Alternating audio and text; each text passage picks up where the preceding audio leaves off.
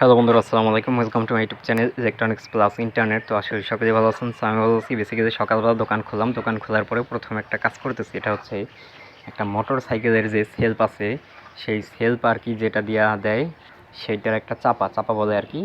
তো যাই হোক, এটার তারটা ছুটে গেছে, খুব একটা সেন্সিটিভ জায়গায় তারটা ছুটে গেছে। এখন ওইখানে তাতালটা নেওয়াটাও মানে কঠিন একটা কাজ। দেখা যাচ্ছে তাতালটা দিয়ে ঝালাই দিতে গেলে অন্য একটা জায়গায় জায়গা প্লাস্টিক গইলা যাইতে পারে।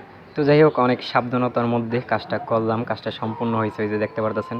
মানে এমন একটা গভীর জায়গায় এখানে তাতালটা নেওয়াটাই অনেকটা মুশকিল হয়ে গেছিলো। তো যাই হোক, আস্তে আস্তে কাজটা করে একদম সুন্দরভাবে কাজটা সম্পূর্ণ কমপ্লিট করলাম।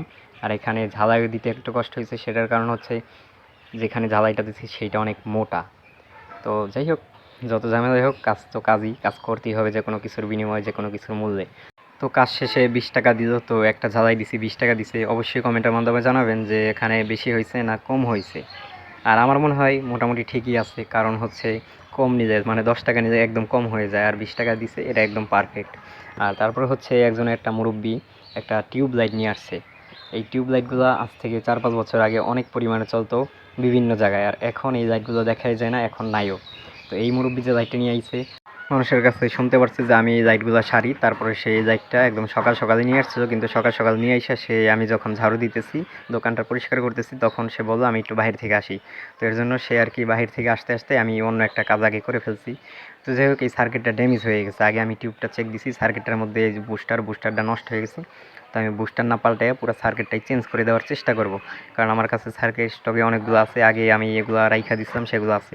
আমরা যখন এই শহরের মধ্যে ছিলাম, শহরে কাজ করতাম, তখন দেখা যায় বিভিন্ন মানুষ বিভিন্ন ধরনের লাইট নিয়ে আসতো, যার কারণে এই সার্কিটগুলো আমরা অ্যাভেলেবেল আইনা রাখছিলাম।